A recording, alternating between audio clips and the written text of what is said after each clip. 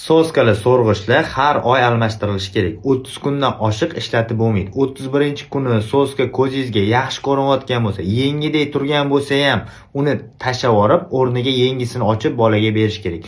Chunki lateksdan tayyorlangan, silikondan tayyorlangan soskalar 30 kundan keyin ularning yuzasida treshinalar, mikrotreshina, ya'ni yoriqlar paydo bo'ladi. Bu yoriqlarga og'iz bo'shlig'idagi shilliq, hujayralar, sut, mikroorganizm, bakteriyalar kirib, bu yerda ko'payadi.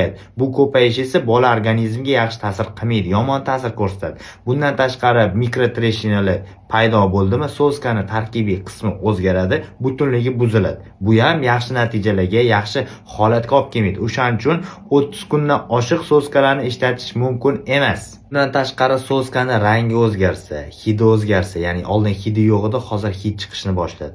Bundan tashqari shakli o'zgarsa, haddan tashqari egiluvchan bo'lib ketadigan bo'lsa, uni darhol tashlab yuborish kerak. 30 kun bo'lmasa ham bunaqa soskalarni tashlab yuborib, o'rniga yangi soska bolaga berish kerak.